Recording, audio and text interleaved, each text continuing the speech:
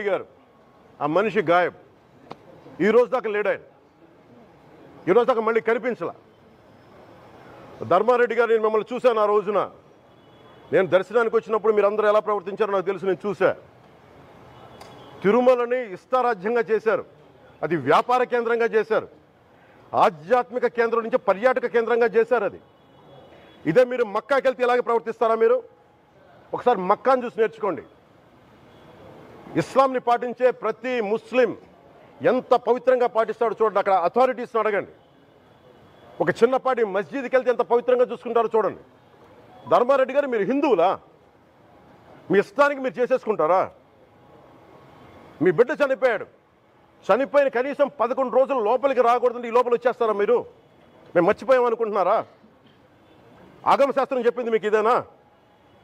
అంటే గవర్నమెంట్ ఉద్యోగులు అయితే ప్రభుత్వం మీ నియమిస్తే మీ ఇష్టానికి చేసేసుకుంటారా?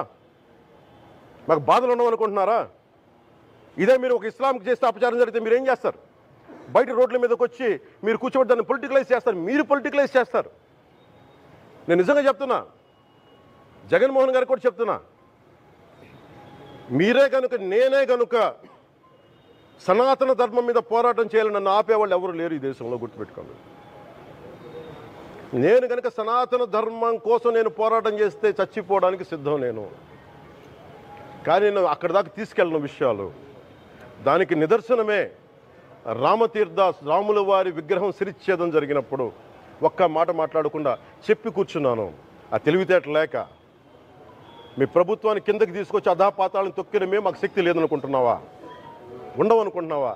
కానీ మేము సమాజాన్ని కలిపి ఉంచాలని వ్యక్తులం తప్ప విడగొట్టాలని వ్యక్తులం కాదు. మేము గుర్తుపెట్టుకోండి. అలాగే ఈ రోజు నుంచి ప్రజలందరికీ కూడా చెప్తున్నా. ఎవరు అన్ని మతాలని మేము గౌరవించేది ఈ నేల. ఒక జనసేన పార్టీ అని కాదు, తెలుగుదేశం పార్టీ అని కాదు. మీరు ఏ పార్టీలకు సంబంధించిన వైసీపీలో ఉన్న హిందువులందరూ ఏం చేస్తున్నారు? మీరందరూ పోటీ పడ్డారు కదా తిరుమలకి వెళ్ళడానికి. మీరు మర్చిపోయారు. అది ఇందులో ఈ పాపం మీకు కూడా వస్తుంది. ఈ పాపం మీకు కూడా తగులుద్ది. మీ మౌనం కూడా మొత్తం జాగ్రత్త. తరాలు నాశనం అయిపోతాయి. మీ మౌనం మంచిది కాదు. ఇది ఒక వెంకటేశ్వరుడికి జరిగింది కాదు. భగవంతుడికి నిరాకారుడు. ఆయనకి ఇవేం పట్టవు.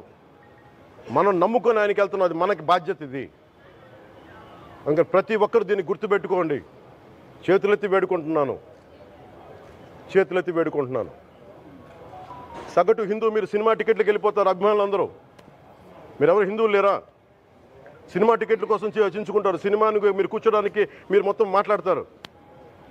అందరిని అడుగుతున్నా. అందరు మొత్తం భారతదేశపు యావత్తు ఉన్న సినిమా అభిమానులను అడుగుతున్నా. మీరందరూ హిందువులే కదా?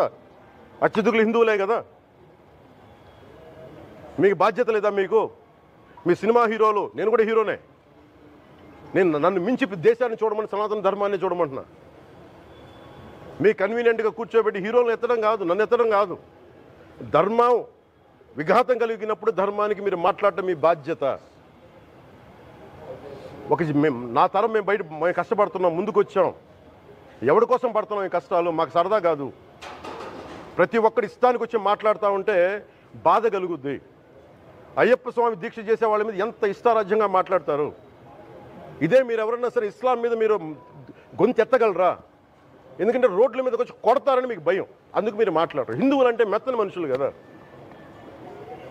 తోటి హిందువు కదా, మీరు ఏదైనా మాట్లాడచ్చు. మీకు నమ్మకాలు లేకపోతే మీరు ఇంట్లో కూర్చోండమ్మా. మీకు నమ్మకాలు లేకపోతే ఇంట్లోంచి బయటికి రాకండి. మమ్మల్ని ఏం అనకండి. మేము ఎలా పూజా విధానం ఎలా చేస్తాం, అలాగే ముఖ్యంగా ఫిల్మ్ ఇండస్ట్రీ కూడా నేను తెలియజేస్తా ఉన్నా.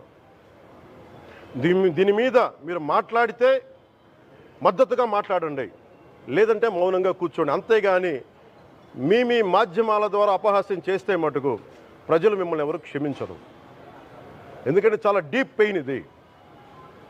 మీరు లడ్డూ మీద జోక్లు వేస్తున్నారు. నేను ఒక సినిమా ఫంక్షన్లో కూడా చూశాను. Laddu is a sensitive issue అని. Don't you ever say that. Don't you ever dare to say that, please.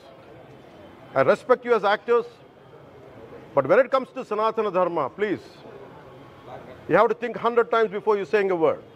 One comment. Thank you.